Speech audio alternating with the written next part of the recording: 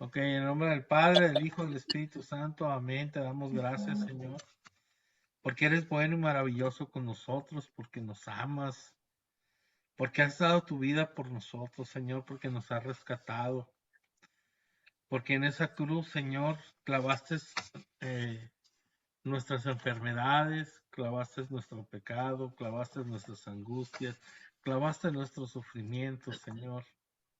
Te damos gracias, te alabamos, te bendecimos y te glorificamos hoy, Señor. Queremos hoy nombrarte nuestro único Dios, nuestro único Señor y nuestro único Salvador.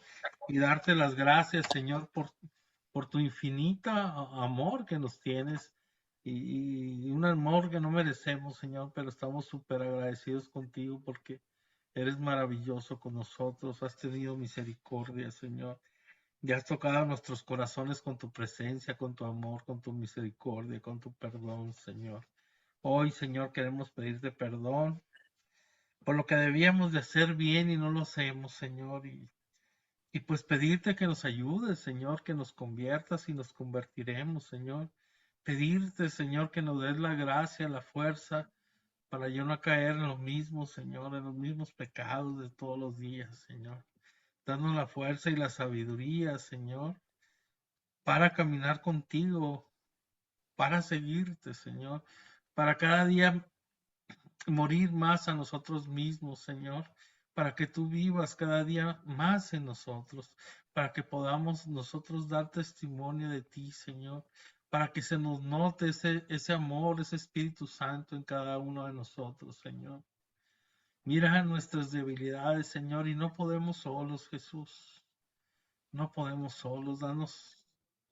Úngenos con tu Espíritu Santo esta noche, Señor, para entender tu palabra, para entender lo que tú quieres de nosotros. Hoy queremos, Señor, darte nuestras cargas, ponerte ante ti nuestras cargas a los pies de tu cruz. Todas esas preocupaciones que traemos y que no podemos resolver, Señor. Te ponemos a nuestra familia, a nuestros hijos, a nuestro esposo, a nuestra esposa, a nuestros padres, Señor. A nuestros familiares te los ponemos ahí, Señor, para que tengas misericordia de ellos y de todos nosotros, Señor. Te ponemos esas preocupaciones que no nos hacen, no nos dan paz, nos la quitan, Señor. Queremos tener paz en nuestro corazón para que tú nos ilumines con tu presencia, con tu palabra, Señor, y para escuchar tu voz, Señor Jesús.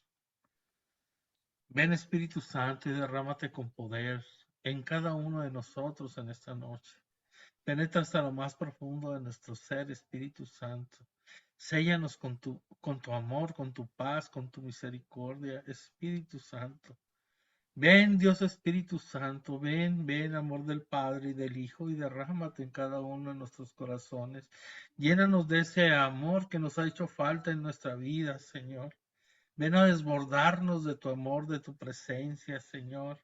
Ven a llenar nuestra soledad con tu presencia. Ven a llenar nuestras angustias con tu fortaleza. Ven a quitar nuestros miedos, Señor, y darnos la seguridad de que tú caminas con nosotros desde el vientre de nuestra madre hasta este momento y lo seguirás haciendo, Señor. Porque no estamos solos, tú estás con nosotros, Señor. Ven, Señor, a iluminarnos con la luz de tu palabra para entenderla y para llevarla a práctica en nuestras vidas. Señor, Señor, aquí está nuestro corazón. Queremos abrirte la puerta de nuestro corazón a tu presencia, a tu amor, a tu misericordia, Señor. Queremos dejarnos amar por ti. Derrama tu amor al 100% en nosotros, Señor, y que ese amor nos transforme según tu voluntad, Señor. Todo esto, Padre, te lo pedimos en el nombre de tu Hijo Jesucristo, orando en el poder del Espíritu Santo, por la intercesión de María Santísima, nuestra Madre. Amén. En el nombre del Padre, del Hijo, del Espíritu Santo. Amén. Bueno, muchachos, vamos a ver, comenzar con el capítulo, muchachos y muchachas, ahora con el nuevo lenguaje inclusivo, ¿verdad? Antes se entendía que todos, ahora hay que, muchachos y muchachas, señores y señoras, jóvenes, jovencitas y jovencitos. Ok. comenzamos con el capítulo 7 de San Lucas, ¿verdad? Entonces, vamos aquí a capítulo 7, versículo 1 al 10. Ah, caray, se fue Pati Villa y ya regresó.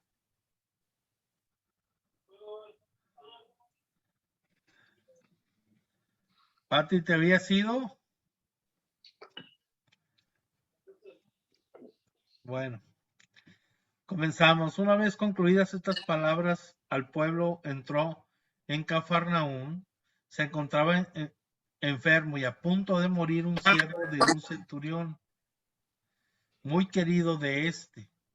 Habiendo oído hablar de Jesús, le envió unos ancianos de los judíos para, para rogarle que viniera y salvara a su siervo.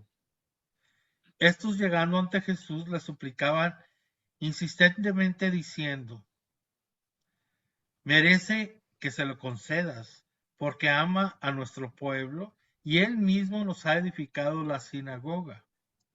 Iba Jesús con ellos y, estando ya no lejos de la casa, envió el centurión a unos amigos a decirle: Señor, no te molestes, porque no soy digno de que entres bajo mi techo. Por eso ni siquiera me consideré digno de salir a tu encuentro. Mándalo de palabra y quede sano mi criado, porque también yo, que soy un subalterno, tengo soldados a mis órdenes y digo a este: vete y va, y al otro: ven y viene, y a mi siervo: haz esto y lo hace. Al oír esto, Jesús quedó admirado de él, y volviéndose dijo a la muchedumbre que le seguía: les digo que ni en Israel he encontrado una fe tan grande. Cuando los enviados volvieron a casa, hallaron al siervo sano. Palabra de Dios. También, este pasaje bíblico, este texto bíblico también aparece con ciertas variantes en el Evangelio según San Mateo, ¿no? Y en el de San Juan también. Entonces aquí vemos cómo Jesús realiza su misión, no solo en favor del pueblo judío, sino también a favor de los paganos, como el centurión romano, ¿verdad? Y sus siervos, sus criados. Entonces, esto es muy importante porque siempre San Lucas nos hace ver eso, que Jesús no nomás viene a su pueblo, sino también viene a todos los demás, que es universal. Por eso la religión católica es católica, porque significa, el católico es universal, ¿verdad? Es para todos. Entonces aquí nos presenta San Lucas que la misericordia de Dios es para todos los seres humanos. O sea, no hay división en judío, en pagano, en el que sea. O sea, la misericordia de Dios es el que le llega, pero también es el que acepta la salvación por medio de su Hijo Jesucristo, ¿no? Entonces, ese es el fin del Evangelio de San Lucas. Todo el Evangelio está encaminado a presentar a Jesús como el gran amigo de los pecadores, como el más misericordioso y amable de los seres que han existido. Así nos presenta Lucas. Acuérdense que San Lucas él era pagano, ¿verdad? Entonces, por eso él hace mucho énfasis en lo que hacía Jesús con los paganos, porque él se sentía pagano y escribía para los paganos. Les trataba de comunicar con todos sus textos de que Dios incluía al pueblo fuera del pueblo judío, a todo el mundo, ¿no? Y estaban en Cafarnaún, ¿no? Que ya lo hemos platicado, que es una ciudad donde vivía Simón, Pedro, en cuya casa solían quedarse Jesús, ¿verdad? Y sus discípulos, ahí se quedaban, ahí dormían, ahí predicaban afuera en el lago, todo alrededor del lago, pero ahí era su base de la prédica, de las prédicas que hacía el Señor Jesús. Era ahí, su base era en la casa de San Pedro, a la orilla del lago, ¿verdad? Y aquí nos habla de un centurión romano, ¿no? Que que se trataba de un soldado romano que tenía a su cargo 100 soldados. Por eso se llama centurión, ¿verdad? Fíjate, ese era un mundo donde los amos despreciaban a sus siervos y los consideraban cosas de su propiedad. O sea, ni siquiera los veían como seres humanos, sino alguna cosa, un mueble, lo mismo una vaca, un perro, no eran su propiedad. Así eran los siervos, ¿verdad? Pero vemos aquí como este señor le tiene tanto cariño a su siervo, ¿no? Que se atreve a pedirle a Jesús que intervenga para curarle. O sea, en esos tiempos, hacer esto quiere decir que esta persona era una buena persona, aunque fuera pagano, ¿sí me entienden? O sea, no importaba que fuera pagano, sino que era una buena persona y que creía en los judíos, por les hizo hasta ahí donde se juntaban, ¿verdad? Les hizo su iglesia, o ¿cómo se llama? A ver, ¿cómo se llama? ¿Qué les hizo él? ¿Dónde se juntaban los judíos? En una sinagoga. Exactamente, en la sinagoga. Y él se las había hecho, o sea que sí, de alguna forma admiraba el culto religioso de los judíos, ¿no? Entonces, al centurión le bastó ir de Jesús para confiar en que podía ayudarle. O sea, él oyó que hace milagros, que sea esto, que sea el otro, y él ya con eso confió. O sea, el corazón de él supo abrirse al mensaje que escuchó. Acuérdense, la fe y la conversión entran por el oído, por la predicación, por lo que uno escucha. Por eso es bueno escuchar prédicas, por eso es bueno escuchar, digo, de buenos sacerdotes, también hay malos, ¿no? Pero de buenos sacerdotes, prédicas espirituales para avanzar en la espiritualidad. Entonces él escuchó el mensaje de Jesús y lo creyó y estuvo dispuesto a encomendar a su querido siervo a Jesús. Fíjense la fe, porque nosotros no solo oímos hablar de Jesús, sino que tenemos el privilegio de escucharlo directamente de los evangelios, de conocerlo, de saber qué dijo, qué hizo. A raíz de esto nos debemos de preguntar, ¿qué clase de fe tenemos en Jesús? Cada uno de nosotros, ¿qué clase? O sea, comparado con esta persona, o sea, ¿qué clase de fe tenemos en Jesús? Cuando nosotros sí tenemos todo en nuestra mano. En ese momento no había la Biblia, nomás había los 47 libros del Antiguo Testamento, ¿verdad? Nosotros tenemos el Nuevo Testamento, tantas cosas que hace el Señor, los que hemos tenido experiencias personales de nuestro Señor en nuestras vidas y cómo es la fe que tenemos. O sea, esta es una pregunta para cada uno de ustedes y mía, ¿no? O sea, para todos. Él, fíjense, dice, yo no soy digno.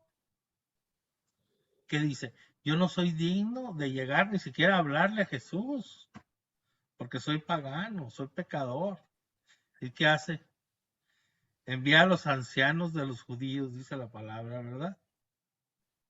Pero este término no se refiere a gente de avanzada edad, sino a un grupo especial de jefes o responsables de la comunidad judía en Cafarnaún. No les decían ancianos porque fueran viejitos, sino porque eran dirigentes ahí de la comunidad judía en Cafarnaún. ¿Mande? ¿Habló alguien? Dice, no soy digno. Fíjate qué palabras. No soy digno. Esto nos permite recordarnos que en la comunión, cuando vamos a misa en la Eucaristía, que no somos ni seremos nunca dignos de la unión con Jesús. Nunca. todo viene de Él, su amor, su perdón, su misericordia viene de Él. Nosotros nunca seríamos dignos. Él es el que viene a darnos la dignidad. Él es el que nos lava de los pecados. Él es el que nos salva. Él es el que hace todo. Si nosotros nos dejamos. ¿Verdad? Pues aquí tenemos el hecho también, pues, que Jesús admire la fe de un centurión pagano, es una crítica también a la fe que demuestra el pueblo. Le está diciendo que este hombre tiene más fe que todo lo que ha visto en Israel. Es una crítica a la poca fe del pueblo. Entonces aquí vemos una persona que no se siente digna de pedir la intercesión de alguien más para poder, y tiene que pedir la intercesión de alguien más para poder llegar hasta Jesús y que Él haga el milagro. O sea, yo no puedo llegar a Jesús porque soy pecador, porque soy malo, porque soy pagano, no pertenezco a su religión, ¿verdad? Pero voy a usar a fulano para que me ayude, los ancianos, para que hablaran a Jesús, ¿verdad? Fíjense cómo los ancianos interceden ante Jesús por él. ¿Se fijan? Esto es muy importante.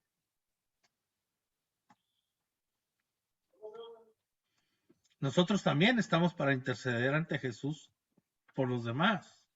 Todos somos intercesores. Todos podemos pedir por nuestros padres, por nuestros amigos, por esto, por el otro, por el que sea, por las almas del purgatorio, por los que se están muriendo, por los que ya se han muerto. O sea, todos somos intercesores. Y no es que seamos dignos, pero si estamos en el estado de gracia podemos hacerlo. Así también nosotros no nos sentimos dignos ante Jesús y pedimos la intercesión de nuestra Santísima Madre María, la Virgen María, los santos, para poder llegar a Jesús y que nos haga Jesús el milagro. La Virgen no hace milagros, los santos no hacen milagros, los hace Jesús, pero como ellos tienen palanca, por un decir, están allá con el Señor y el Señor no les llega nada porque ellos ya vivieron una vida de fe que también fueron redimidos por el Señor, ¿verdad? Entonces aquí es para comprender esa intercesión de María también y de los santos, de nuestra Madre María y los santos y nuestros ángeles custodios y todo lo que tenemos. Jesús destaca la fe del centurión que aún siendo pagano estaba dispuesto, estaba seguro del poder de Jesús, fíjate, siendo pagano. ¿Nosotros tenemos esa misma fe? Pregúntense, ¿tenemos esa misma fe? De ese pagano que quiere que Jesús, que sabe y tiene la seguridad que Jesús le puede sanar a su esclavo, a su siervo. Nosotros cuando oramos por la gente tenemos esa fe. Nosotros cuando le pedimos a Dios por un enfermo tenemos esa fe. O sea, hay que preguntarnos y cuestionarnos para poder pedirle más fe al Señor, para poder hacer las cosas.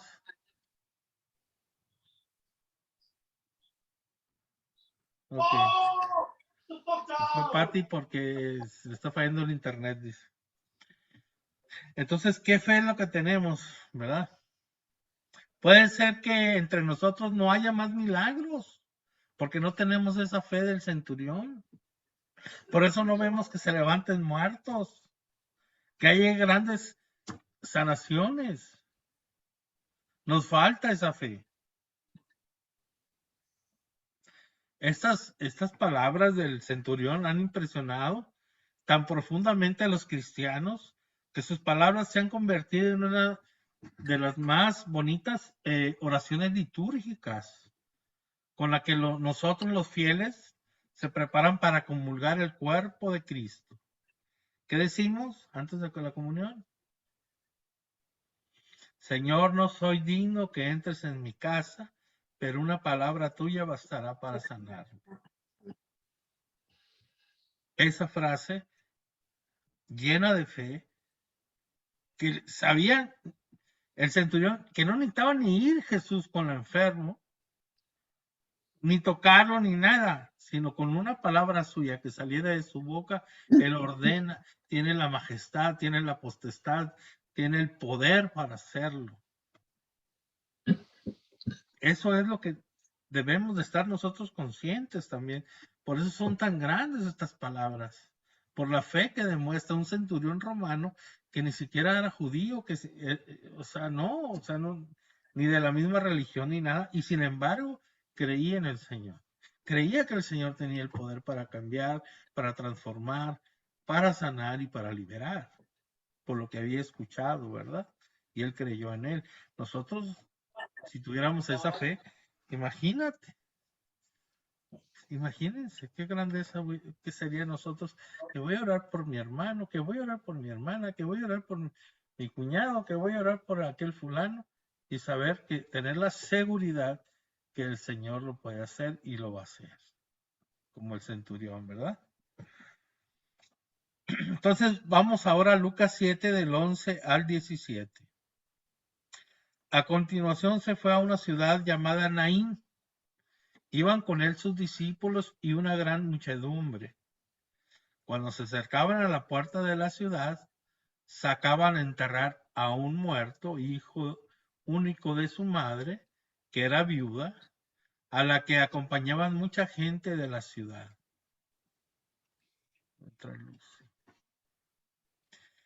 Al verla, el Señor tuvo compasión de ella y le dijo: no llores. Y acercándose tocó el féretro. Los que lo llevaban se pararon y él dijo: joven, a ti te digo, levántate. El muerto se incorporó y se puso a hablar, y él se lo dio a su madre. El temor se apoderó de todos y glorificaban a Dios, diciendo: un gran profeta ha surgido entre nosotros, y Dios ha visitado a su pueblo. Y lo que se decían de él se propagó por toda Judea y por toda la región circunvecina. Palabra de Dios. Lucy, tú que acabas de entrar, es Lucas 7 del 11 al 17. Amén, ya estoy al corriente, gracias. Entonces, pues aquí tenemos, en otro pasaje del otro evangelio, dice que venían Jesús y sus discípulos y la gente de la muchedumbre que lo seguía muy contentos, porque acababa el Señor de sanar enfermos, liberar oprimidos, y venían felices caminando rumbo a la ciudad de Naín, platicando, cantando salmos, porque era lo que hacía Jesús y los discípulos cuando iban caminando largas distancias y iban cantando salmos, ¿verdad? Entonces, llegan y se encuentran saliendo de la ciudad de Naín este cortejo fúnebre, ¿no? O sea, por un lado venían muy contentos todos los discípulos, los seguidores de Jesús, el mismo Jesús, o sea, felices de la vida por los grandes milagros que había hecho Dios ahí. Y por otro lado teníamos la muerte, ¿verdad? De un joven, dice, de un joven, y su mamá viuda. Imagínense, su mamá había perdido al esposo, una viuda no valía nada en aquellos tiempos, y había perdido el sustento con el hijo, la que le daba un poco de balance a su vida, y se quedó sin nada. Y el sufrimiento, entonces venían como se usaban en aquellos tiempos, era por la ley de Moisés que tenían que guardar duelo y llorar y todo, y se moría alguien, tenía que ir toda la ciudad ahí llorando detrás del muerto. Imagínense la hilera de gente llorando, gritando, ¿verdad? Las lloronas que les llaman en los entierros, y ahí iban, ¿no? Entonces, imagínense el choque, por un lado, los que venían con Jesús, el camino, lo que había hecho el Señor, bien contentos, bien alegres, y por los otros bien tristes, llore y llore y llore y llore. Y aquí se me hace algo muy interesante, porque se unen los dos caminos. Y Jesús viene a darle alegría a la mamá y a resucitar al muerto, ¿verdad? Y a la gente. Y es algo increíble. Aquí es como ustedes, que escogen, en el qué camino quieren ir, en el de esa gente que llora detrás del muerto, enterrar el muerto, esos que han perdido todo de su vida, o quieren venir caminando con Jesús, alegres como los discípulos, los apóstoles, felices porque viendo las maravillas del Señor. Son dos caminos. Uno puede estar viviendo el de la viuda toda su vida, o estar con Jesús, o encontrarte con Jesús y comenzar a vivir un camino nuevo, camino alegre, un camino distinto, un camino viendo las maravillas del Señor. Es que escogemos nosotros para eso. Le permitimos a Jesús que tenga misericordia de nosotros. Le permitimos que nos resucite. A lo mejor estamos muertos en vida, a lo mejor ya no tenemos claridad en nuestra vida, ya no sabemos qué camino seguir, ya no sabemos a dónde ir. Sentimos ese desosiego, ese abandono, esa soledad. Pero aquí ellos, al encuentro con Jesús, tuvieron todo lo que Jesús traía, la alegría del Señor, ¿no? Es algo muy bonito. Yo siempre pienso en la ciudad de Naín y en la viuda, y veo los dos caminos muy claros. Uno que venía, la viuda y el muerto y los llorones, y la otra donde venía Jesús feliz. O sea, ¿cuál camino queremos nosotros en nuestra vida? Seguir por ese camino de lamentaciones, de miedos, de dolor, o seguir un camino feliz con el Señor, cuando Él llegue y nos toque y nos haga de nuevo, ¿verdad?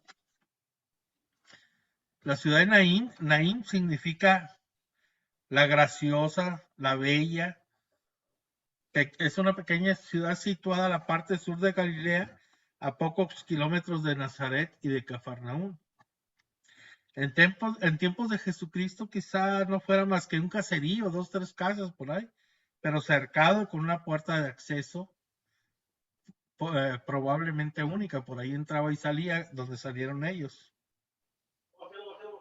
Es precisamente en la cerca de esta puerta que tiene lugar la escena, ¿verdad? Que dice San Lucas.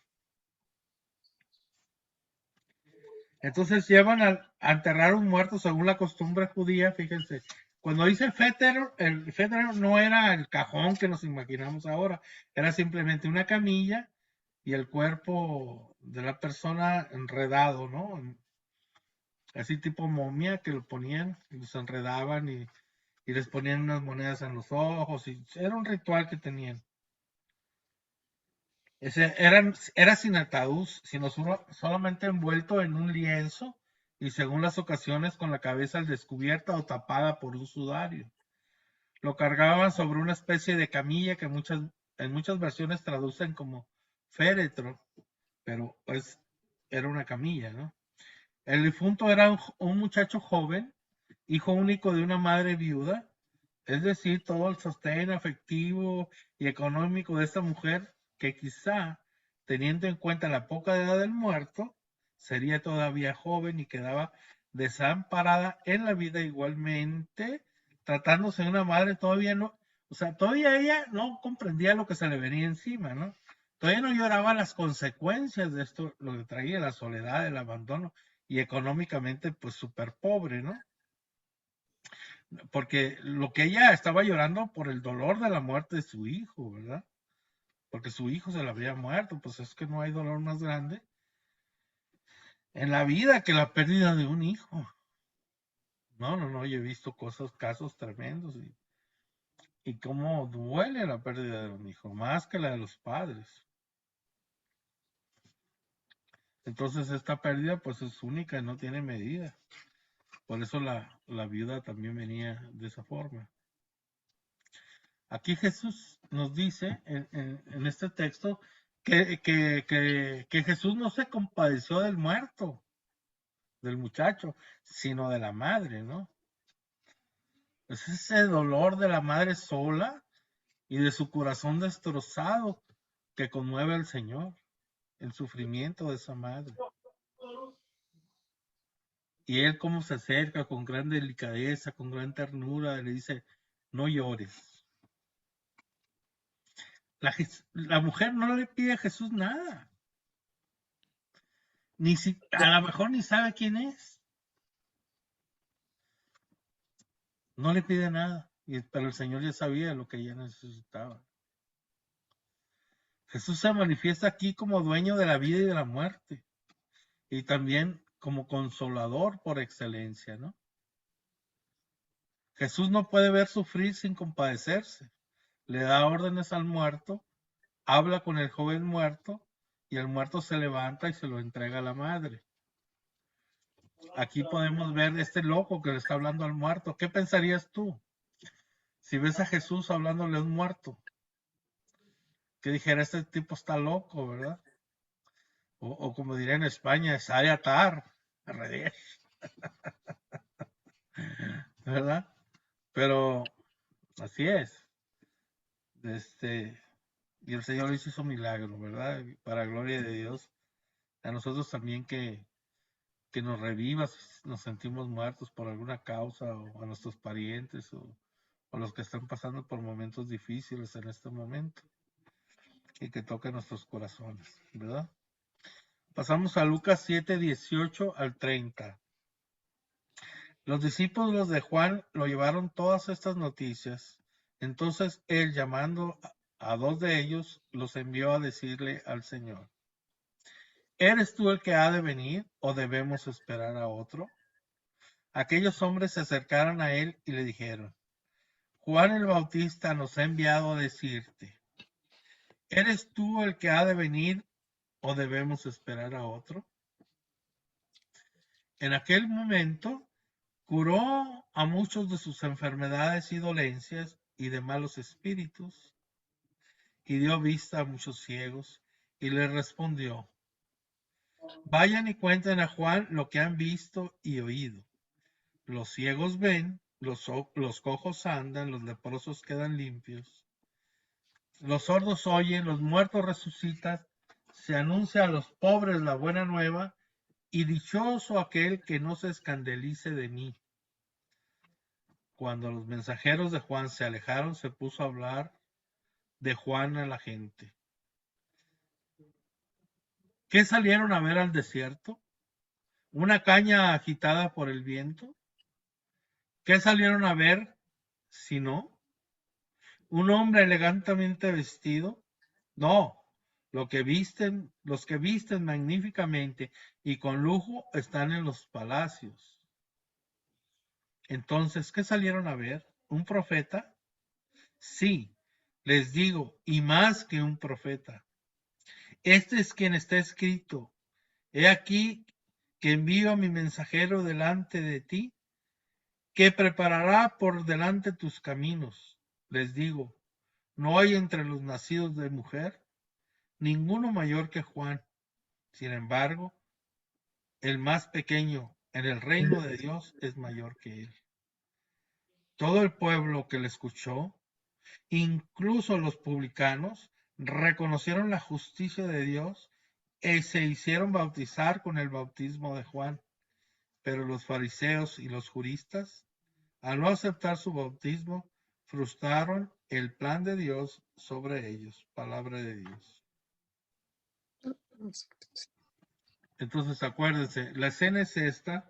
San Juan Bautista estaba preso por Herodes y estaban esperando, al saber de Jesús, pues quién era Jesús, ¿verdad? Aunque él ya lo había dicho quién era cuando lo bautizó. Cuando Juan Bautista bautizó al Señor y que se apareció, la voz del Señor habló: este es mi Hijo amado, y luego la paloma del Espíritu Santo, y él dijo: yo no soy digno ni de atarle los zapatos. ¿Y se acuerdan que vimos eso? ¿Verdad? Entonces,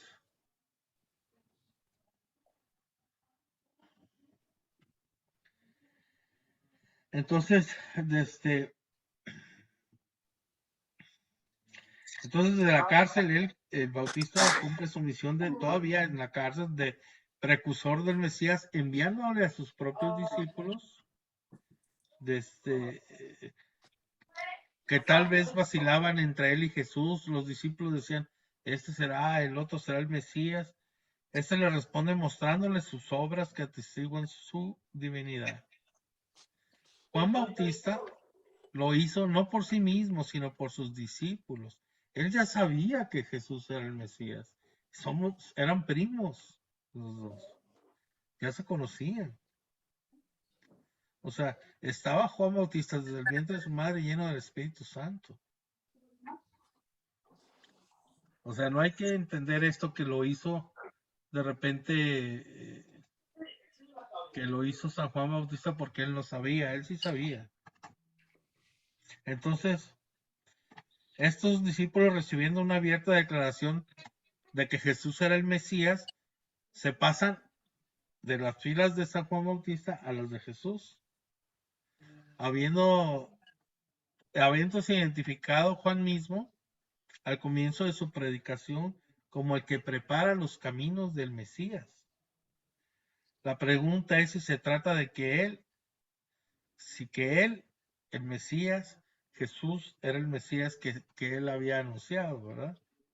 Los ciegos ven, los cojos andan, los leprosos quedan limpios, los sordos oyen, los muertos resucitan, se anuncia a los pobres la buena nueva. Estos son los signos mesiáticos.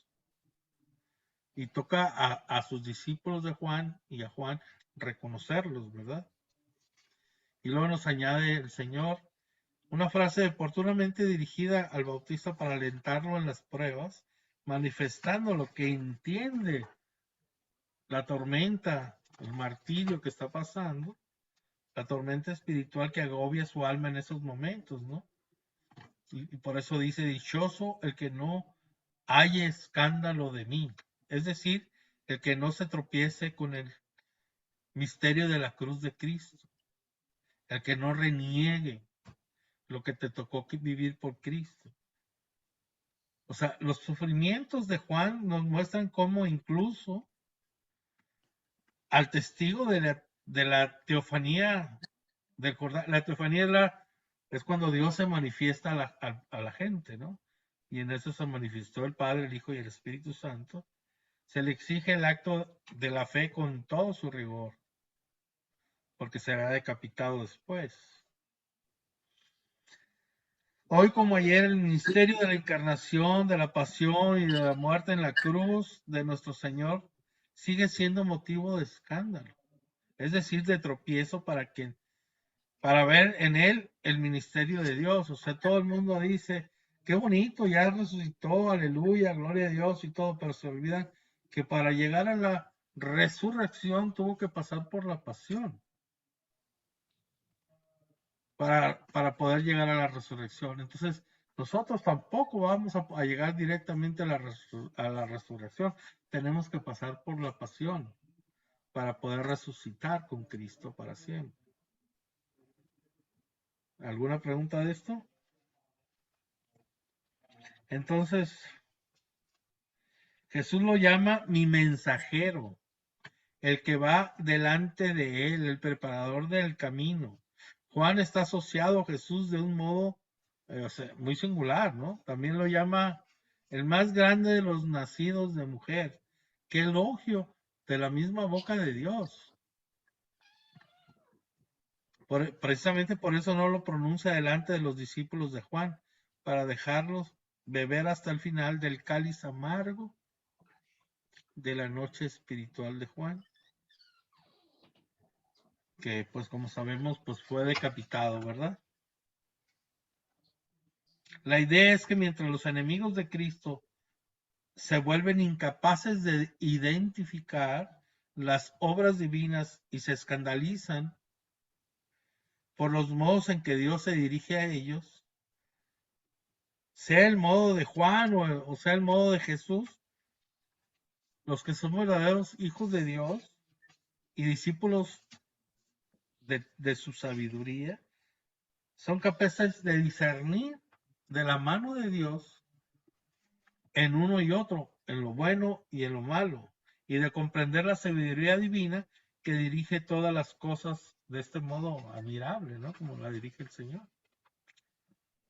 Los que no son hijos de la sabiduría, los que no creen en el Señor, como en el caso de los fariseos y escribas que se oponían a Jesús, son ciegos porque solo están dispuestos a aceptar las obras de Dios si ellas se ajustan a sus estándares de vida, ¿no? O sea, son obras de Dios si hacen lo que yo quiero, lo que a mí me gusta.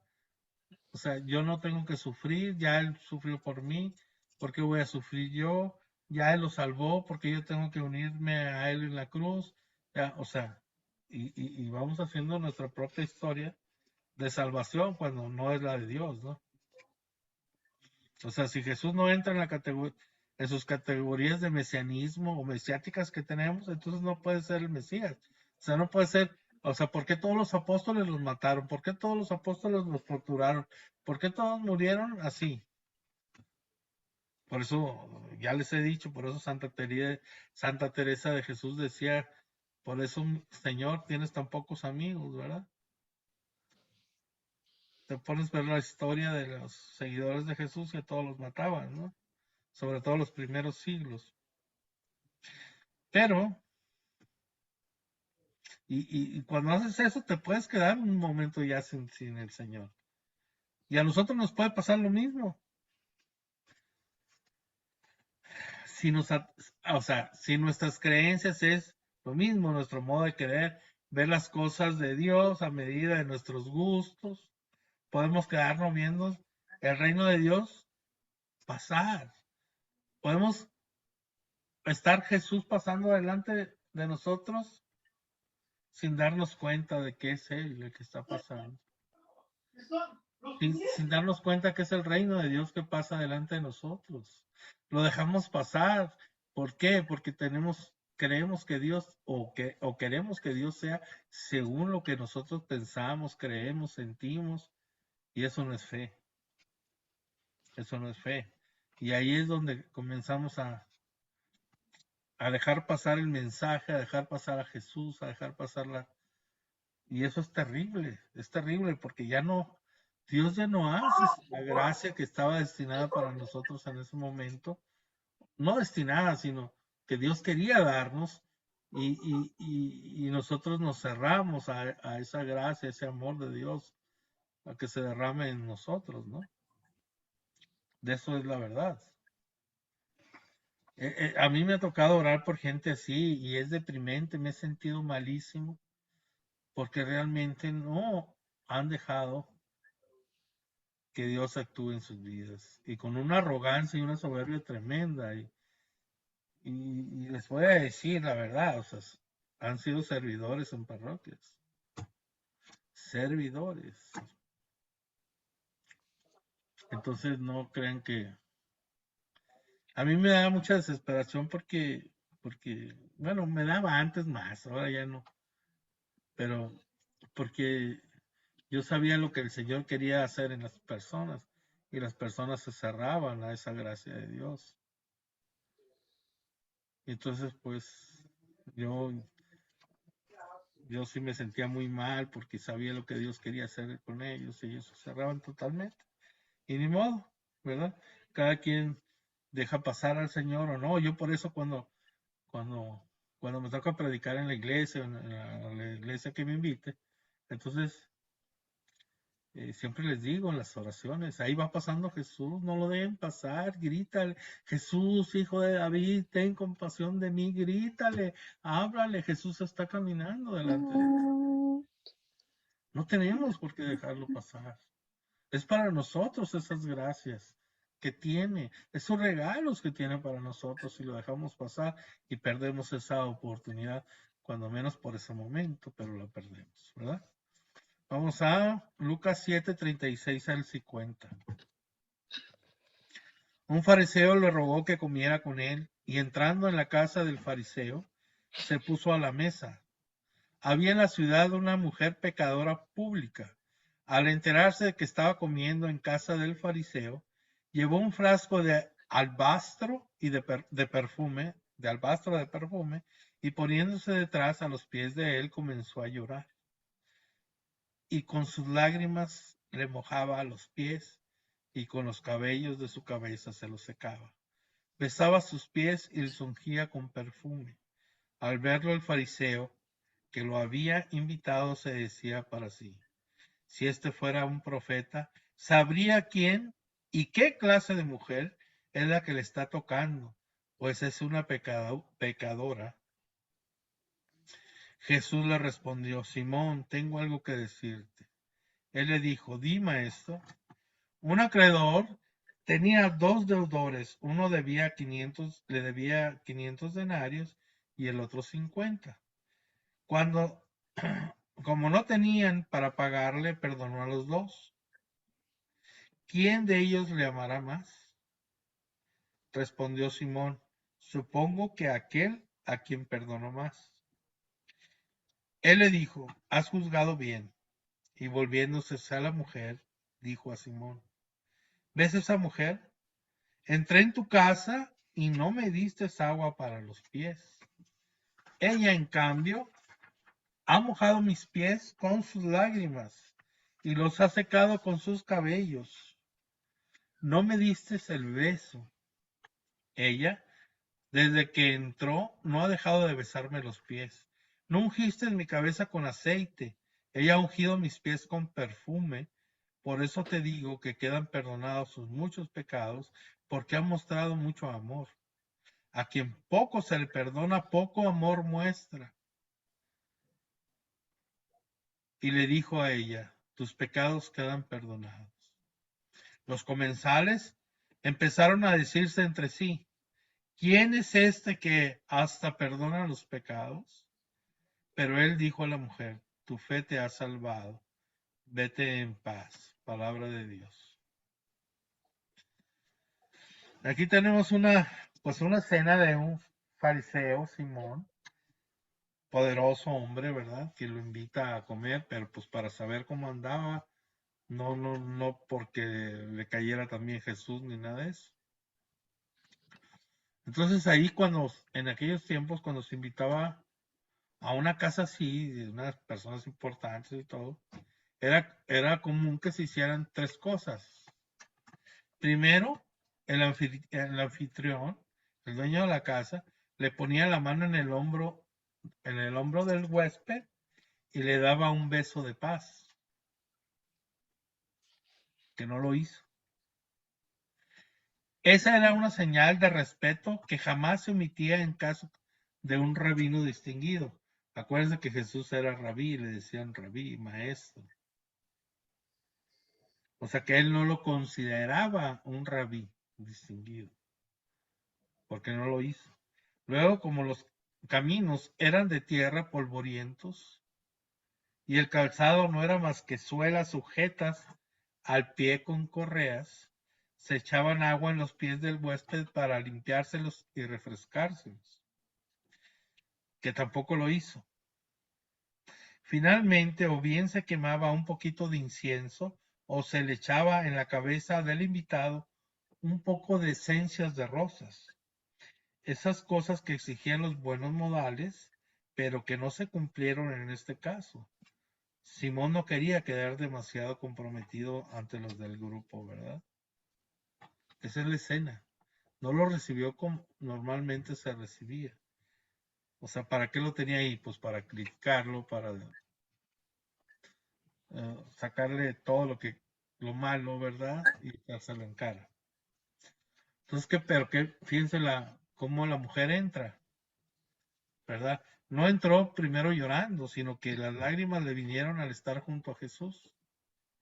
Como suele ocurrir a algunas personas que se emocionan con algo sagrado ante una persona buena y venerable, o cuando la acongojan,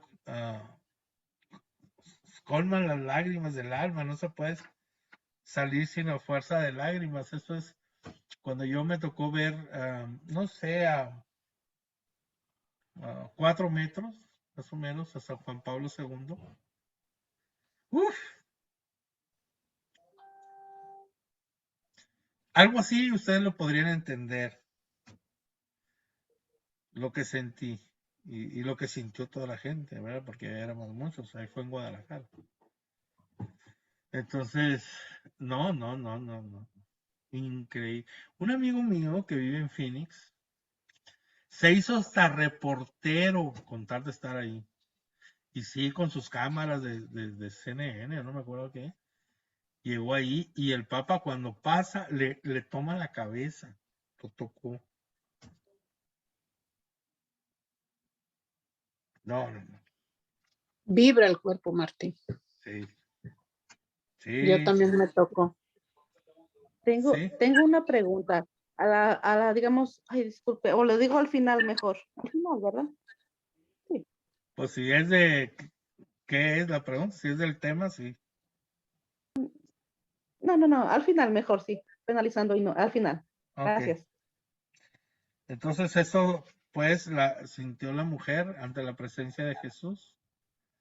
Yo lo sentí ante el Papa Juan Pablo II, que lo tuve cerquita. O sea, se desprendía el Papa Juan Pablo II una fuerza espiritual que las protestantes que conocía yo estaban llorando. Mujeres recias, protestantes y que teníamos alegatos y todo, pero cuando vieron al Papa se les derrumbó todo. Muy bonito. En serio, increíble. Tenía una presencia ese Papa. Digo, no sé, ya no me ha tocado ninguno más, ¿verdad? Pero el Papa Juan Pablo II, una presencia que sentías Ujú.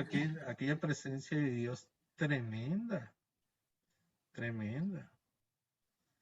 Y te digo, yo veía llorar a las protestantes y a las de esas de falda larga también que conocía, no me acuerdo qué religión era, si son las del sábado, ¿no? Las sabatistas, ¿cómo se llama? Y lloraban, lloraban. Era increíble el Papa, San Juan Pablo II, y me tocó ahí en Guadalajara verlo de cerquita. Entonces, entonces ella lloraba con unas lágrimas muy abundantes y ponía en evidencia, pues ante todos, el dolor encerrado en el pecho de esa mujer triste y desesperada, pecadora, y que brotaban llevando a la superficie todo eso que traía, el desamparo, su sufrimiento de culpa, toda la humillación, toda la tristeza de su mala vida y del pesimismo cerca del futuro sin amor, siendo tan abundantes estos ríos de su alma que bañaron involuntariamente los pies de Cristo, ante, ante lo cual realizó la acción asombrosa de secar los pies con sus mismos cabellos. Se había servido de sus cabellos para pecar, para peinarse, para todo. Y ahora los usaba para demostrar el dolor de su pecado y la humillación de que estaba dispuesta a sufrir ante aquel que representaba a Dios, que era Jesús, ¿no? Que es Jesús. Grueso, grueso, esa escena. Además de este gesto, también besaba los pies de Jesús con besos de piedad, con los besos con que mostramos a Dios que lo amamos y que estamos arrepentidos de nuestros pecados. Y los ungía con el perfume que para el caso había preparado, para ese caso, ¿no? De todas sus acciones, solo la última, o sea, todo había pensado ella, nada de lo que le sucedió, como cuando nos tenemos ese encuentro con el Señor, no sabemos qué rollo y cada uno de nosotros lo tiene diferente y no sabemos qué va a pasar, pero lo tenemos. Y si nos preparamos algo, ella nomás lo único que había preparado era el perfume, ¿verdad? Ella venía pues con la esperanza de ser perdonada y la seguridad de que Jesús es tan bueno que no le negaría el perdón. Porque eso es que hay algo de tradición aquí que dice que esta mujer vio a Jesús predicando y cuando le tocó el corazón la prédica de Jesús y la mirada de Jesús, ¿verdad? O sea, de aquel modo que la miraría Jesús, que tocó su corazón y por eso hizo eso. Ella ha tenido la fe en la verdad en cuanto sea por la mirada de Jesús o por cualquier gesto de Jesús o por la predicación de Jesús, le han hecho a ella comprender, en ello sintió el amor en el vacío de su vida, de su alma, sintió en esa mirada, en esa predicación el amor de Dios. Esa es la fe que la ha salvado, como dice Jesús. El dejarse amar, o sea, muy pecadora, muy eso, pero cuando el Señor la amó, se dejó amar por el Dios. Nosotros a veces no nos dejamos amar. Sí somos pecadores todos, unos más malos, otros menos, pero a todos nos ama y a todos nos quiere amar igual. Pero no nos dejamos. El problema es cuando no nos dejamos. Que el Señor toque nuestros corazones, que el Señor nos cambie, que el Señor nos transforme. No nos dejamos. ¿Quiénes somos nosotros para decirle no al Señor? Nosotros, al contrario, debemos estar agradecidos. Decirle, aquí estoy, Señor, con todo mi pecado, pero aquí estoy para que me transformes, para que me sanes, para que me liberes, para que me hagas según tu voluntad lo que quieras hacer conmigo. Yo te necesito, Jesús. Dejarnos que nos mire, dejarnos que nos toque con su amor, con su presencia. No podemos decirle al Señor, no hagas esto. Sino al contrario, decirle, y aquí estoy, Señor. Aquí estoy. Y así responder como esta mujer respondió. Le perdonó los pecados. Le sanó el alma, el corazón. Le vino a dar otra vida y vida en abundancia. Un corazón nuevo, un corazón que ame al Señor. Aquí Jesús, al perdonar los pecados, se atribuye poderes exclusivos de Dios, que según la tradición de los rabinos, ni siquiera el Mesías tendría. Pero Jesús no se cuidaba de esto y despidió a la mujer con el premio buscado por ella, la paz del alma. Por eso dice el Señor que al que se le ha perdonado mucho, mucho muestra su amor. Por eso es tan importante aquí saber nuestro pecado, enfrentarlo directamente, sin miedos, para poder darle valor al acto de Jesús en la cruz, al pagar por tus pecados y los míos, al que nosotros le demos ese valor que debe de tener ese perdón, que no somos blancas palomitas, la hemos regado muchas veces en nuestras vidas, unos más y otros menos, pero lo hemos regado. Entonces lo que queremos es ser conscientes hasta el último detalle de nuestro pecado que hemos ofendido a Dios para pedirle perdón y para evaluar el amor de Dios tan grande que a pesar de lo que hayamos cometido, nos perdona. Y cuando nos sentimos bien pecadores y cuando nos sentimos perdonados para el Señor, vamos a hacerle como esta mujer. Vamos a estar dándole gracias todos los días de nuestra vida. Nos faltarán días en nuestra vida para darle gracias al Señor por lo que ha hecho por nosotros. Podemos sentir desde el fondo de nuestro corazón ese agradecimiento a Jesús. Si no, no hay forma. Por eso hay que enfrentar nuestras cosas malas que hemos hecho en nuestras vidas. Para darle gracias al Señor desde lo más profundo de nuestro corazón. Y que tenga esa validez que necesitamos para responder como esta mujer, con lágrimas de agradecimiento, de amor. No hay otra forma, queridos hermanos, hermanas, no hay otra forma. Más que de dentro de nuestro corazón darnos cuenta en lo que le hemos regado, en lo que hemos pecado, en lo que hemos caído y que el Señor nos ha levantado de ahí, que de ahí nos levanta para ser agradecidos. Aquí San Lucas nos presenta a Jesús el Salvador y sus obras. Salva del dolor por su palabra dinámica que actúa ante la fe, como en el siervo del centurión. Salva de la muerte, revivió a la hija de la viuda de Naín. Salva de todo, salva radicalmente, librando del pecado cuando encuentra fe, como la pecadora, ¿verdad? Capítulo 8 pasamos, versículo 1 al 3. Recorrió a continuación recorrió a continuación que iba por ciudades y pueblos, proclamando y anunciando la buena nueva del reino de Dios. Le acompañaban los 12 y algunas mujeres que habían sido curadas de espíritus malignos y enfermedades.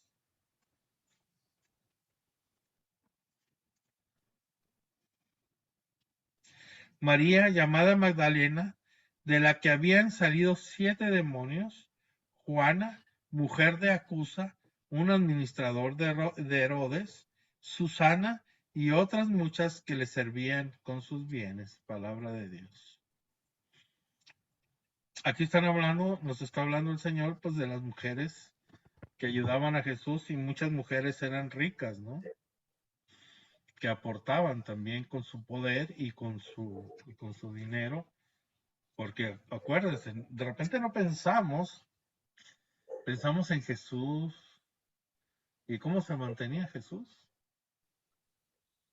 cómo iban caminando, cómo iban para allá y para acá, cómo comían, a dónde se quedaban, cómo. Si comenzaron con Jesús y luego comenzaron 12 apóstoles y luego 72 discípulos, ¿de cuántos estamos hablando? Más las mujeres, estamos hablando de 100 personas. Imagínate, 100 personas para darle de comer todos los días. El vestido, la comida, o sea, no era fácil.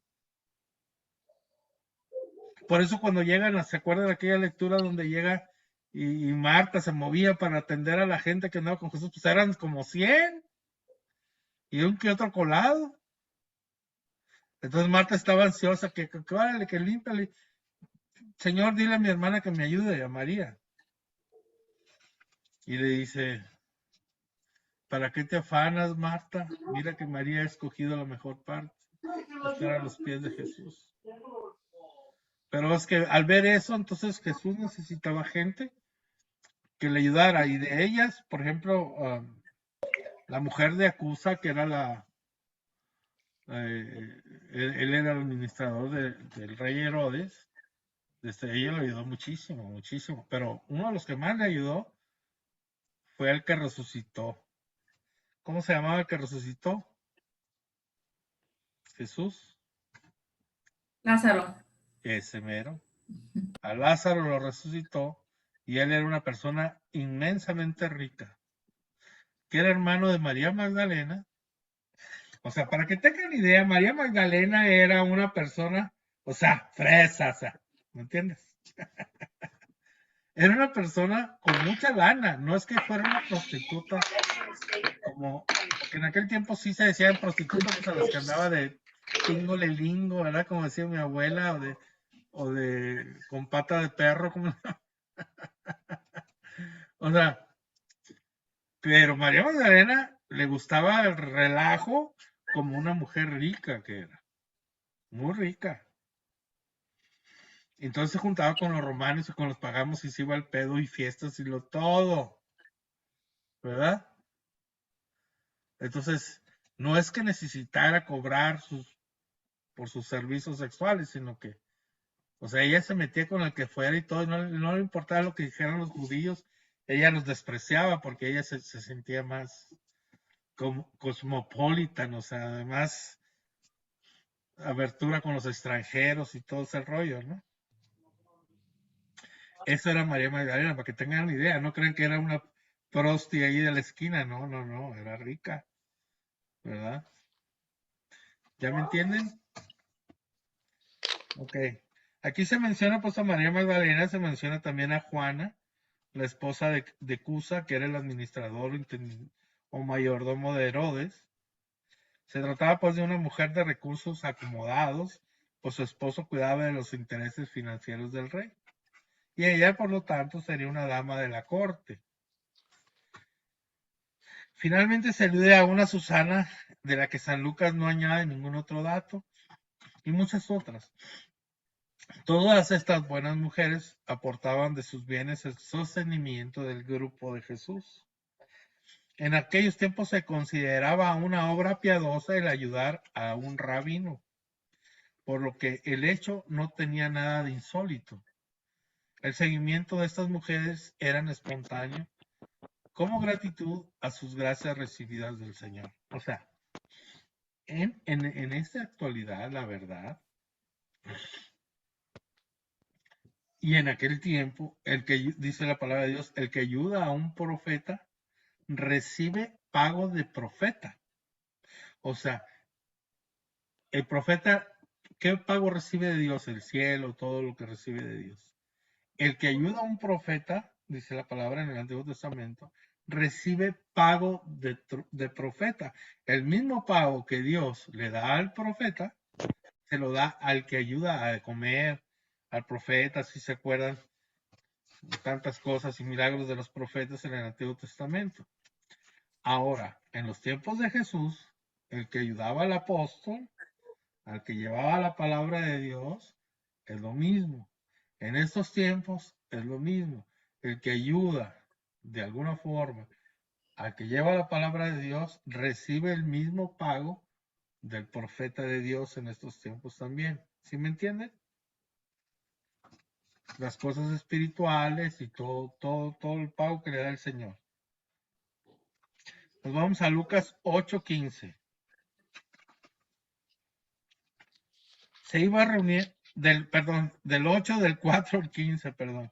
Se había reunido mucha gente a la que se añadía la que proseguía de las ciudades.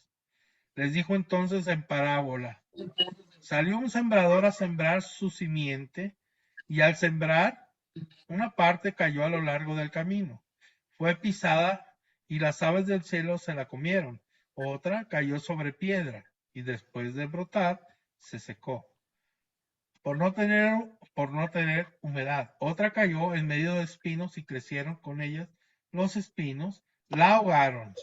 Y otra cayó en tierra buena y creciendo dio fruto centuplicado. Dicho esto, exclamó: el que tenga oídos para oír, que oiga.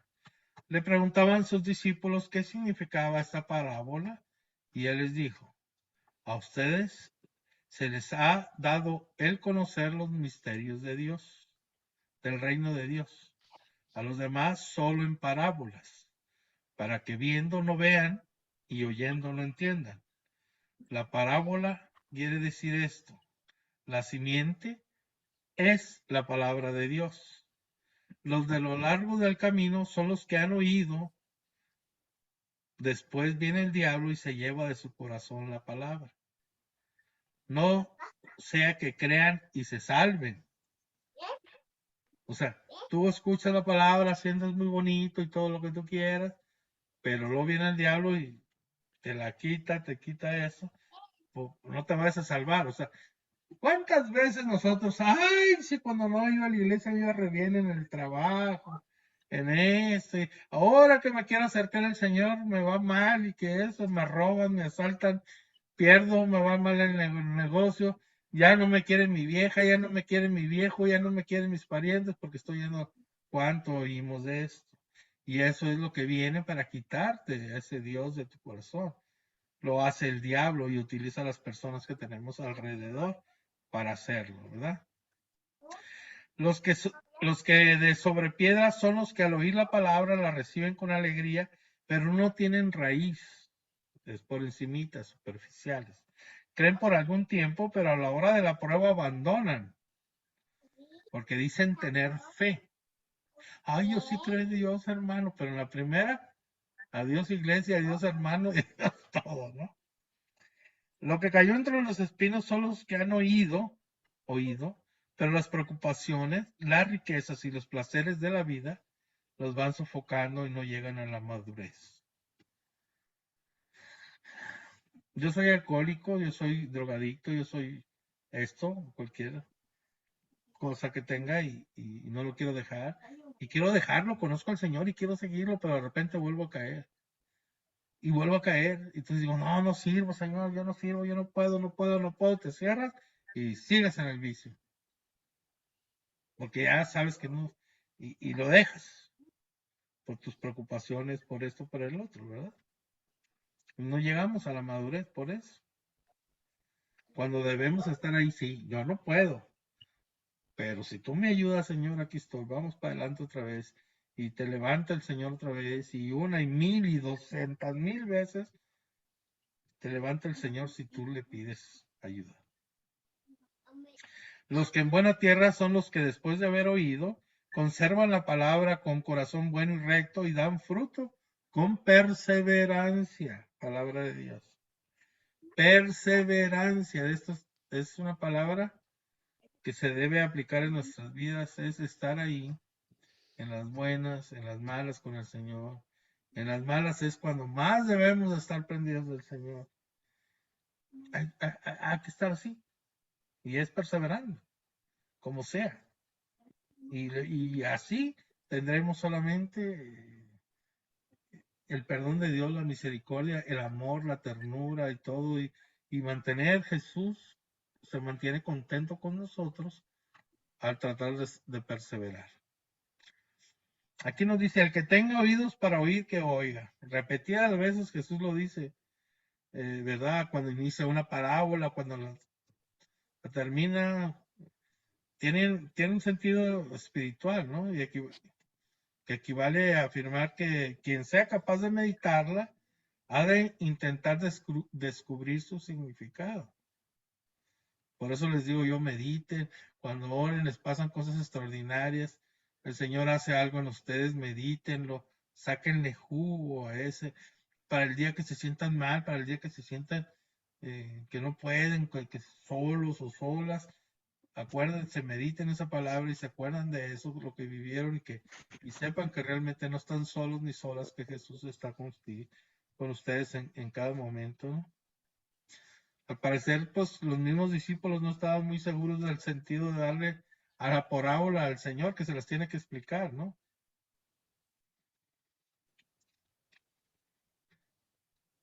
Por eso nos dice, para que viendo no vean, oyendo no entiendan.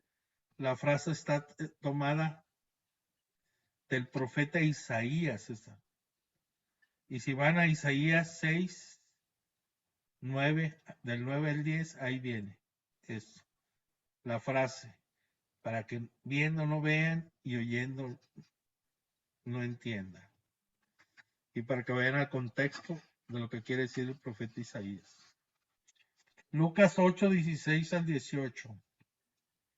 Nadie enciende una lámpara y la tapa con una vasija o le pone debajo de un lecho, sino que la pone sobre un candelero para que los que entren vean la luz. Pues nada hay oculto que no quede manifiesto y nada secreto que no venga a ser conocido y descubierto. Miren pues como oyen, porque el que tenga se les dará y al que no tenga, aún lo que crea tener se le quitará. Palabra de Dios. Aquí pues, porque al que tenga se le dará y al que no tenga aún, que aunque crea tener algo, se le quitará. Esta es una advertencia que tiene que ver el modo con que se reciben las enseñanzas divinas y con la responsabilidad que brota de haber sido instruido por Dios. O sea, yo soy instruido por Dios, tengo una responsabilidad. Mas en el caso de los discípulos, a quienes se les explicó el sentido preciso de las verdades recibidas, o sea, más ellos tenían más compromiso todavía, ¿no? Entonces aquí viene, al que tenga se le dará. Sugiere que el que retenga, medite, use y viva lo recibido, verá aumentar lo sembrado en él a través de los frutos que esto producirá. Esto, o sea, yo agarro, yo acepto la palabra, la vivo la palabra y me va a aumentar lo que Dios me está dando a mí. Al que tenga, se le dará. Si yo tengo unos ciertos dones o un don o los carismas pues, también, si tienes un carisma, o el de lenguas o lo que sea, y te los va aumentando los carismas. Al rato tienes de visión, al rato tienes de profecía, al rato tienes de esto y del otro. ¿Sí me entienden? Se les dará. Pero el que no tenga, es decir, el que reciba la siembra como huerta pedregoso y superficial, ni la misma semilla se le quedará, ¿verdad? ¿A poco no hemos visto con frecuencia personas que en un tiempo recibieron tanto, pasados unos años después, vueltos ignorantes de las cosas sobrenaturales más elementales? Yo, conozco gente que dice, no, es que fue mi imaginación, yo me imaginé que el Señor me puso la mano en la cabeza. No, pero yo no tengo prendida la cámara. Cuando lo platicamos hace muchos años, cuando fue a un retiro, esta persona le puso al Señor en la cabeza. Esa persona sintió las manos del Señor en la cabeza, sintió todo ese amor del Señor, y ahora pasando los años ya, ¿no? Dice que fue su imaginación. Entonces, si tú sentiste a Jesús, vas a decir, ay, no. Entonces, todo eso se te quitará, ¿me entiendes? Al que cree que tiene algo, se le quitará. Algunos sacerdotes que abandonan el ministerio, que tuvieron todo y lo abandonan, se les quitó. Al cabo de los años se tornan ignorantes a las cosas de Dios, a las cosas espirituales, ¿no? Aquellas que las cuales en otro tiempo fueron ellos maestros y ya no creen. Y se les ha quitado incluso lo que creían que podían conservar. O sea, es algo fuerte esto, para tomarlo en cuenta. Es para ilustrar esta advertencia que el Señor añade la breve parábola de una lámpara, o si se quiere, de la responsabilidad hacia la luz. Han recibido una luz con la explicación de la parábola.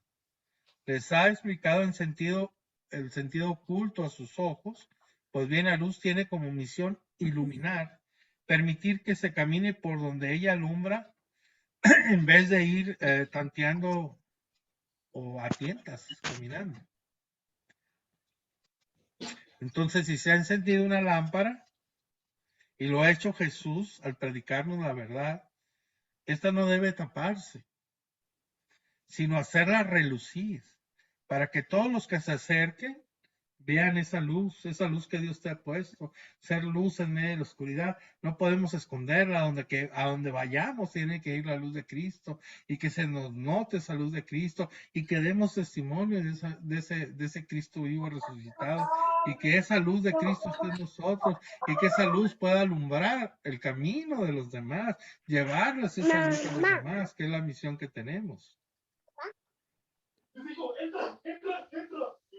Así que lo que hemos recibido no podemos mantenerlo oculto, pues tiende por su propia naturaleza a hacer luz, a hacerse manifiesta la luz. No podemos ocultarlo. El efecto que su luz causará a quienes lo rodean, esta misma luz pondrá evidencia en los secretos del corazón de cada hombre y hará que cada uno, iluminado por esa luz que irradia desde el discípulo de Cristo convertido en una lámpara brillante, que se conozca a sí mismo y todo cuando hay en el fondo de su alma, nosotros mismos, con esa luz que recibimos de Jesús, ilumina nuestra alma, ilumina nuestra mente, ilumina nuestros recuerdos, y van a hacerse, o sea, claros, y todos esos puntos de oscuridad que tenemos, que no queremos acordarnos, que porque nos ha afectado, y en nuestros miedos, en nuestros odios, en nuestros enojos, en nuestros desprecios, eso que tenemos ahí que ya no queremos pensar, y esa es una parte oscura dentro de uno que no nos permite desarrollarnos en la vida espiritual. Ahí viene la luz de Dios a nosotros y eso se quita, porque la luz de Dios es tan grande que borra la oscuridad de nuestras vidas, los miedos, las esclavitudes que tenemos. Ya no tiene el demonio donde agarrarnos, porque ahí donde no querías pensar, ahí donde le echaste 3 candados en ese cuarto oscuro que está todas las cosas que te han herido en tu vida y ya no quieres volver a pensar porque te duele, ahí es donde te maneja el diablo por tus inseguridades, en tus miedos, en tu forma de ser en el día de hoy. Entonces viene esa luz en nosotros y viene a eliminarnos a nosotros mismos para que esa oscuridad no exista más, para que ya no tenga el diablo donde agarrarte, donde recordarte con dolor, sino que tengas tú la fuerza y la valentía para seguir adelante a pesar de lo que has vivido, porque tú no estás solo, no estás sola. Va Jesús contigo, va la fuerza del Espíritu Santo, va la Santísima Trinidad apoyándote contigo en cada paso de tu vida, ¿verdad? ¿Sí quedó entendido o les eché mucho rollo? Es que me emociono, disculpen. Eh, uf.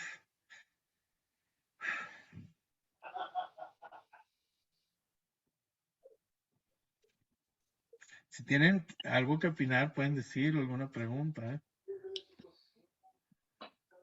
De repente hablo mucho, me emociono y, y me sigo de largo. Lucas 8, 19 al 21. Se presentaron su madre y sus hermanos, pero no podían llegar hasta él a causa de la gente. Le avisaron, tu madre y tus hermanos están ahí afuera y quieren verte.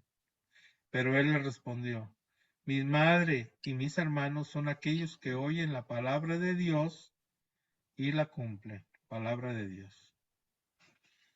Pues aquí tenemos un texto que viene en todos los evangelios sinópticos.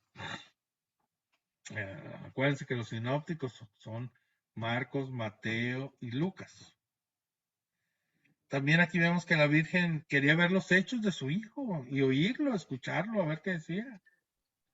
Pero como mujer no podía ir sola por los caminos, por lo que se hace acompañar de los hermanos de Jesús, es decir, de una parte de sus parientes, de su familia, de algún cierto grado de familiar, ¿no?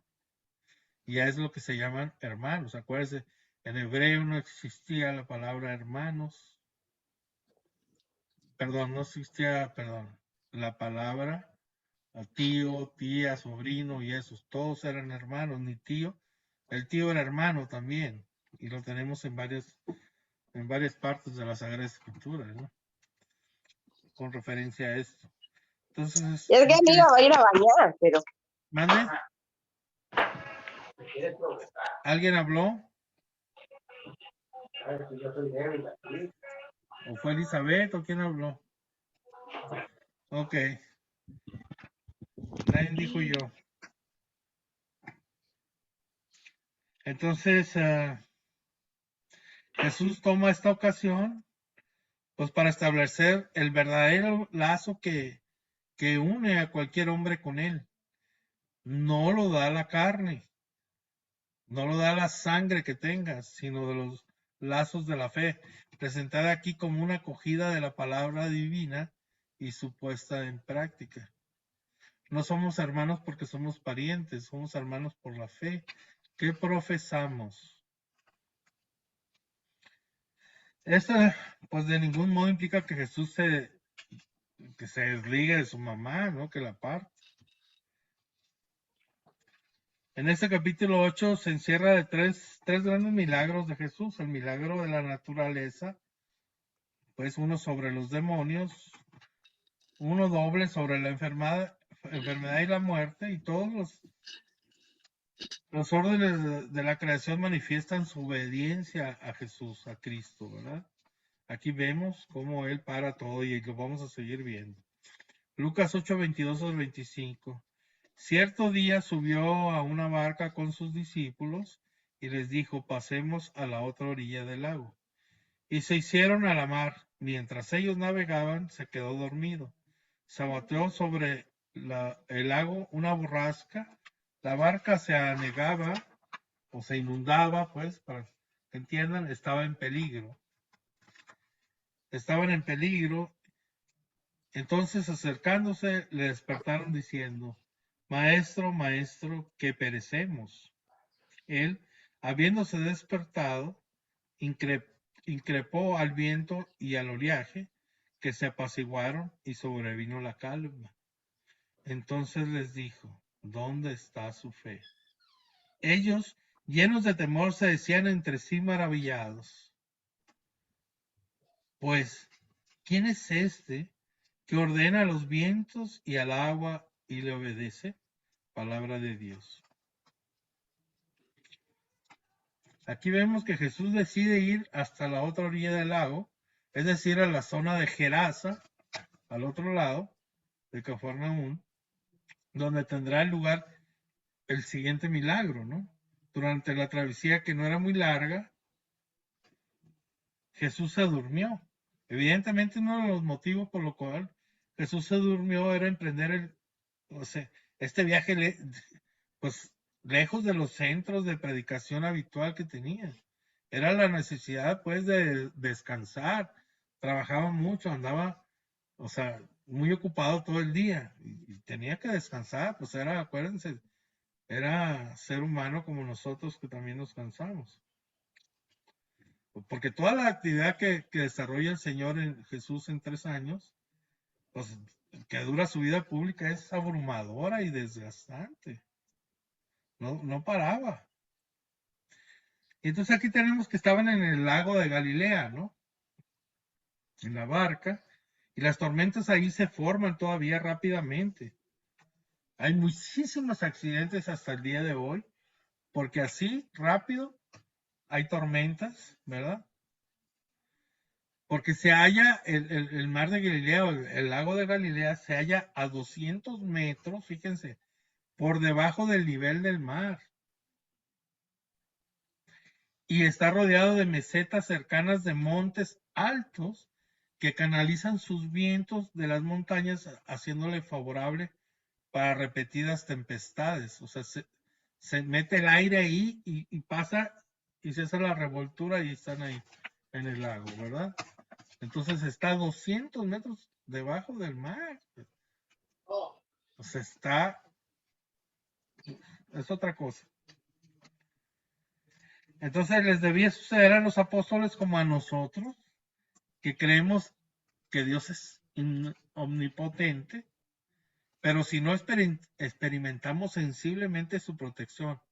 O sea, ellos sabían que ahí estaba Jesús, pero tenían que Jesús hacer algo, ¿no?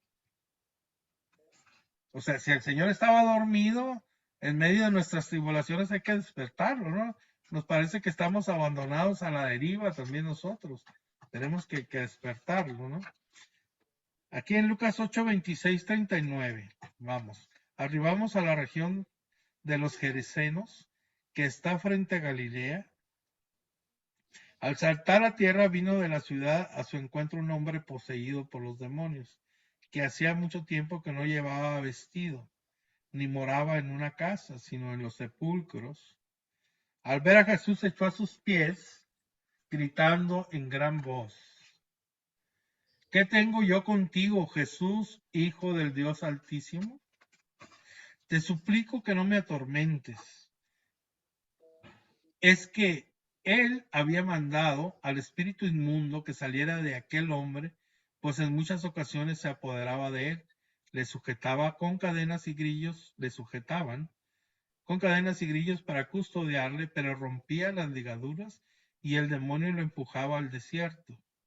Jesús le preguntó: ¿cuál es tu nombre? Él contestó: Legión, porque había entrado en él muchos demonios. Y le suplicaban que no les mandara irse al abismo. Había allí un gran rebaño de cerdos comiendo en el monte, y le suplicaron que les permitiera entrar en ellos, y él se los permitió.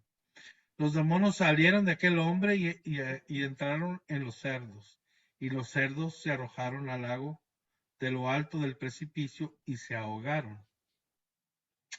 Viendo los que cuidaban a los cerdos lo que había pasado, huyeron y lo contaron en la ciudad y por las aldeas. Salieron pues a ver lo que había ocurrido, y llegando junto a Jesús, encontraron al hombre del que había salido los demonios, sentado, vestido y en su sano juicio, a los pies de Jesús. Y se llenaron de temor. Los que habían visto les contaron cómo habían sido salvado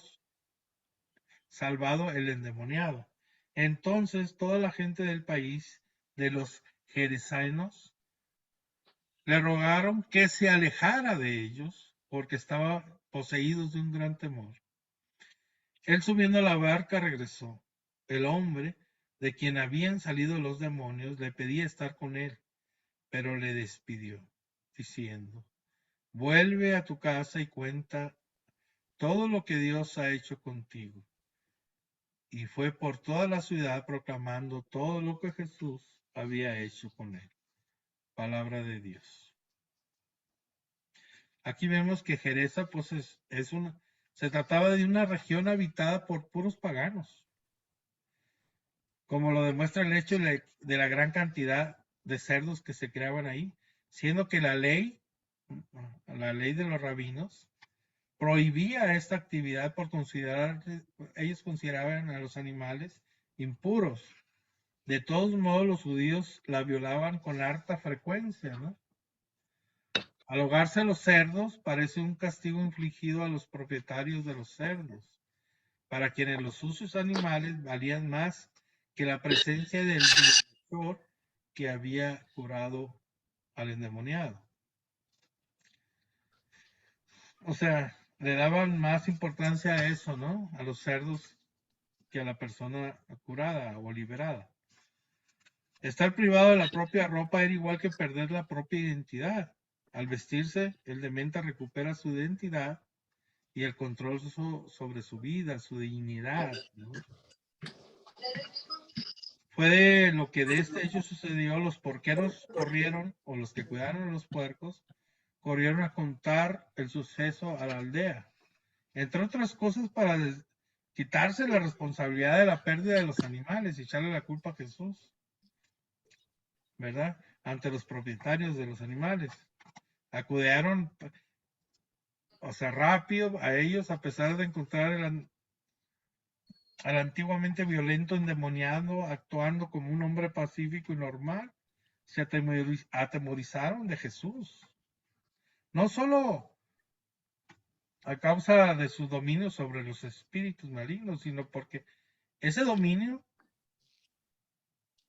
les traía a ellos daños materiales. O sea, dicen que 2,000 cerdos, ¿no? En otro evangelio. Y es por eso que le dicen que se vaya de ahí.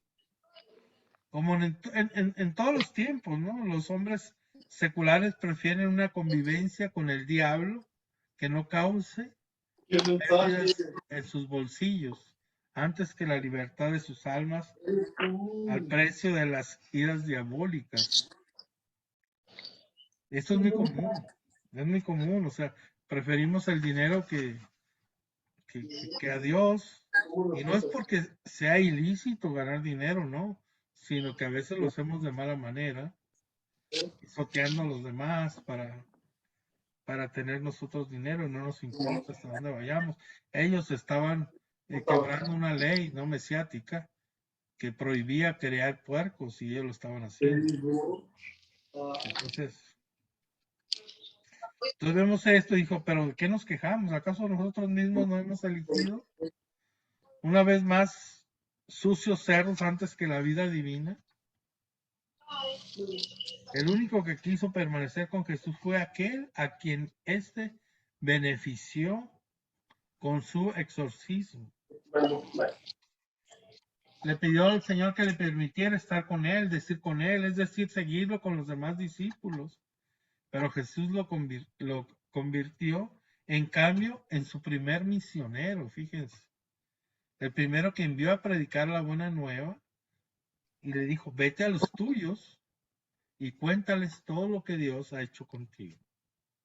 Esto es lo que a nosotros nos toca hacer. Por eso siempre les digo, vayan, den su testimonio de lo que Dios ha hecho con ustedes. Ese testimonio que le pega en el corazón a los demás o que estén pasando por donde nosotros estamos pasando en este momento. Pasamos a Lucas 8:40 al 56. Cuando regresó Jesús, la muchedumbre le recibió con agrado, pues todos le estaban esperando.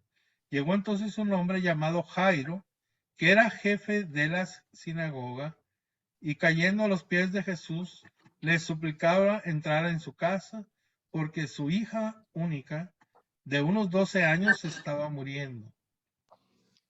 Mientras iba, la gente le oprimía.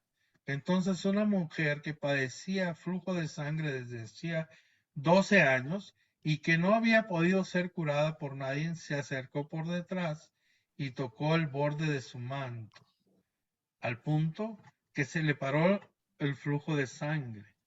Jesús dijo, ¿quién me ha tocado? Como todos lo negaban, dijo Pedro: Maestro, la gente te aprietan y te oprimen.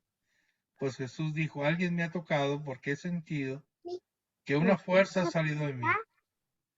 Viéndose descubierta la mujer, se acercó temblorosa y postrándose ante él, contó delante de todo el pueblo por qué razón le había tocado y cómo al punto había sido curada. Él le dijo: hija, tu fe te ha salvado, vete en paz. Estaba todavía hablando cuando uno de la casa de los jefes de la sinagoga llega diciendo: tu hija está muerta, no molestes ya al maestro. Jesús lo oyó y le dijo: no temas, solamente ten fe y se salvará. Al llegar a la casa, no permitió entrar con él más que a Pedro, Juan y Santiago, y al padre y la madre de la niña. Todos lloraban y se lamentaban, pero él dijo: no lloren, no ha muerto, está dormida. Y se burlaban de él, pues sabían que estaba muerta. Él, tomándole de la mano, dijo en voz alta: niña, levántate. Retornó el espíritu a ella y al punto se levantó. Y él mandó que le dieran de comer. Sus padres quedaron estupefactos y él les ordenó que a nadie dijeran lo que había pasado. Palabra de Dios. La fe del que era jefe de la sinagoga, Jairo, no era tan grande como la del centurión que vimos, el centurión pagano. Este creyó que la presencia de Jesús era necesaria, no era necesaria para hacer un milagro, mientras que Jairo insiste que Jesús se presente personalmente. Mientras se dirigía Jesús a la casa de Jairo, con ese y algunos de sus apóstoles, apretujado por todas las partes de una multitud que hacía imposible por tocar o lo querían tocar, se acercó, mezclada entre toda la bola, una mujer hemorroísa, es decir, que padecía flujos de sangre o desarreglos menstruales por 12 años. El médico, que era Lucas, que es Lucas, pues nos da este detalle que esto le padecía desde hacía 12 años. En tiempos de Cristo, esta enfermedad no solo tenía una cuota dolorosa, sino también vergonzosa, puesto que a causa de ella la mujer era considerada impura. No conocemos el nombre de la mujer, pero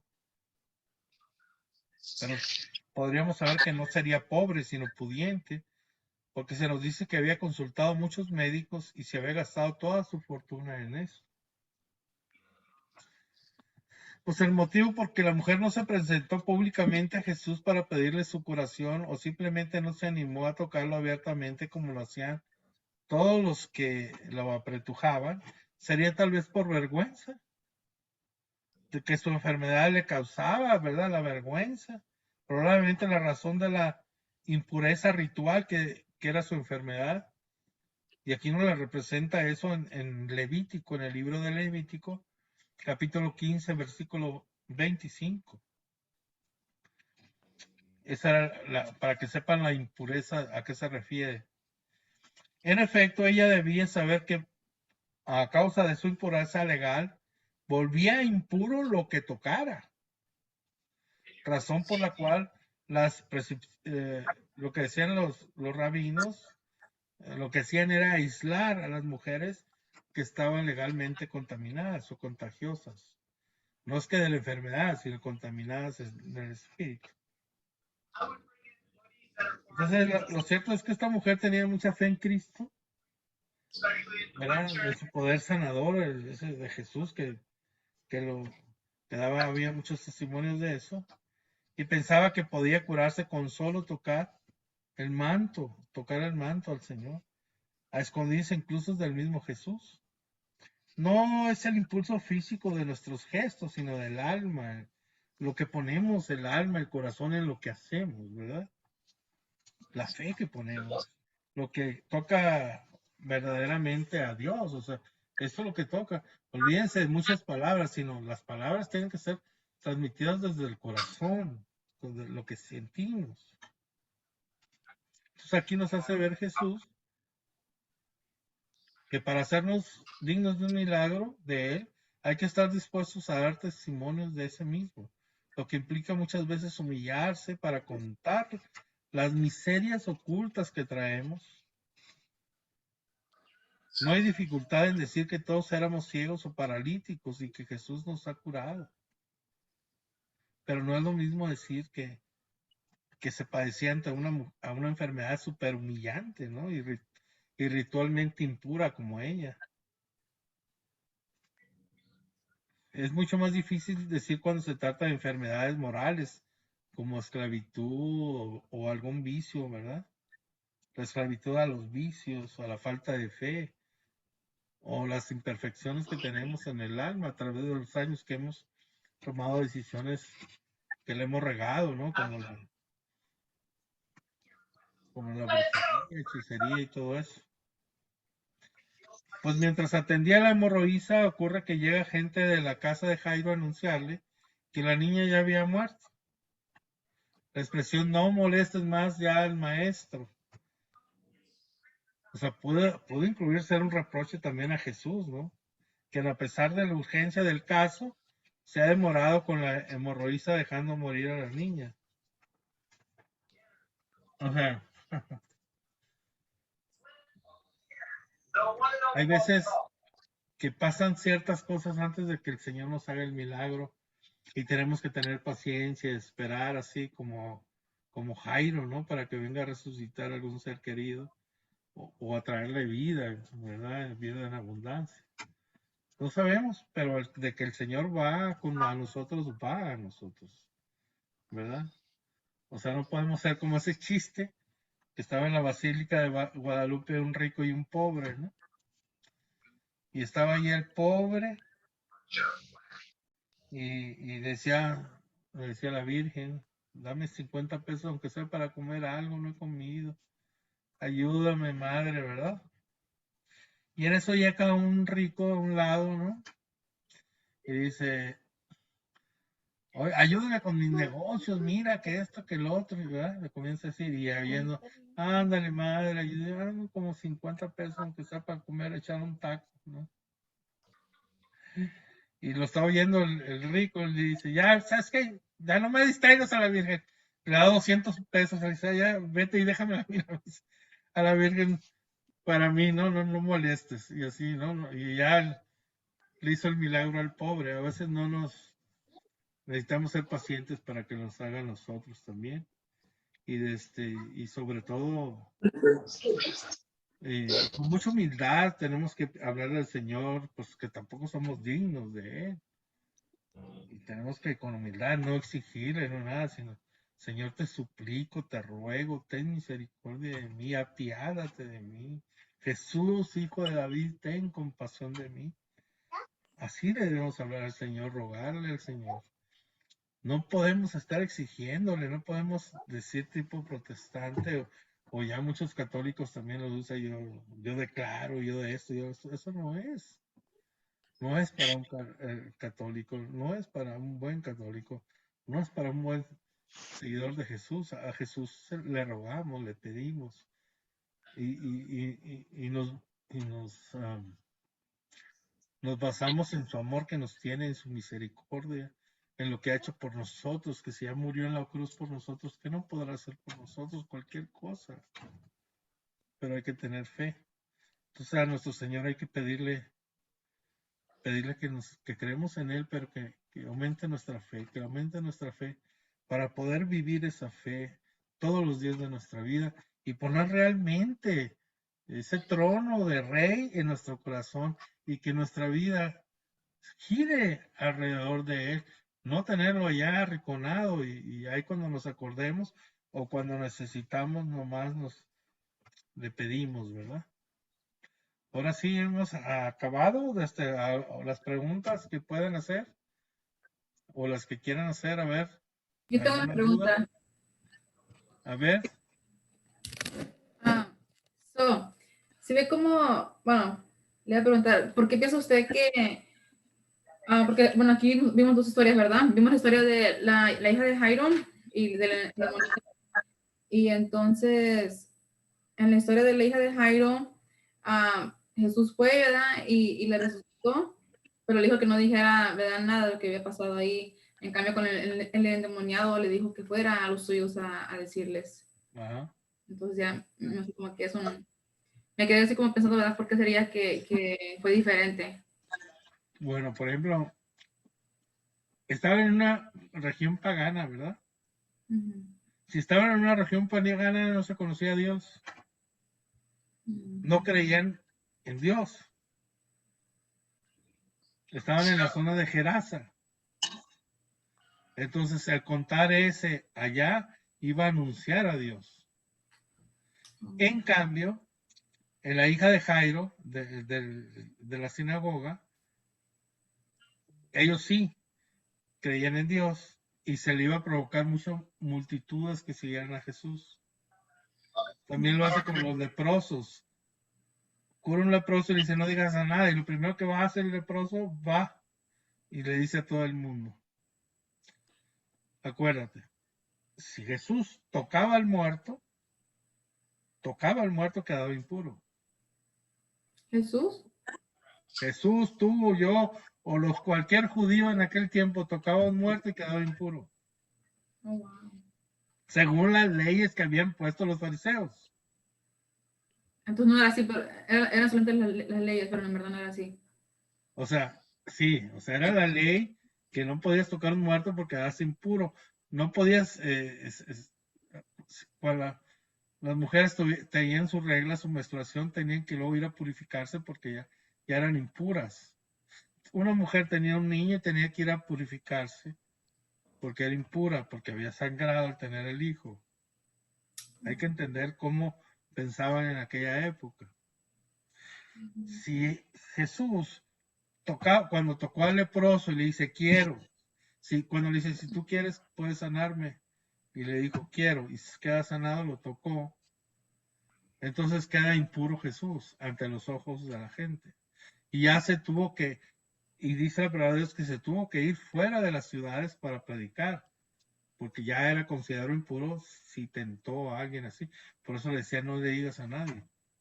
¿Sí me entiendes? O sea, en Sí. algunos casos será así, en otros no, dependiendo de la situación por la que están pasando.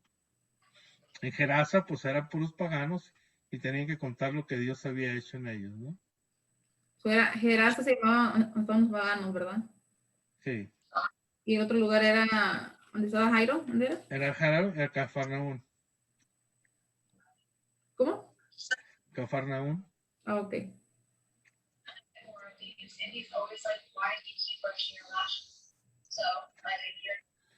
¿Alguien más? ¿Tiene preguntas? Hello.